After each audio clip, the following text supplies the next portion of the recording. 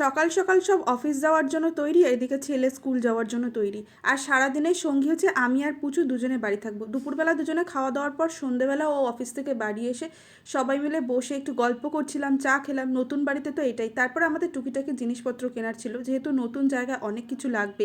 ওখানে গিয়ে তো প্রথমে এগুলো দেখছিলাম, আর আমি না যেটা কিনতে যাই সেটা ভুলে গিয়ে অন্য কিছু নিই। আসলে আমি গিয়েছিলাম মশলার কৌটো কিনতে, সেটা অনেক পরে মনে পড়েছে। এই যে মশলার কৌটো এইটা নিয়েছি, এটা না ভীষণ সুন্দর দেখতে, আর ওখানে যেটা দেখছি সেটাই আমি যেন নিচ্ছি, যে আদেকলের মতন।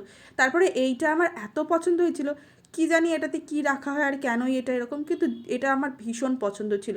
তারপরে বললো এটা রেখে দাও, যেগুলো নিতে এসেছিলো সেগুলো না, ওই যে ভুলে গিয়েছিলাম। তারপরে এই দুটো কৌটো নেওয়া হলো, এখানে আমি এই বাস্কেটটা নিতে হয়েছিল। তারপরে ওখানে আমি কিছু আর্টিফিশিয়াল প্ল্যান্ট দেখছিলাম যেগুলো ঘর সাজানোর জন্য, এগুলোও আমি নিয়েছি।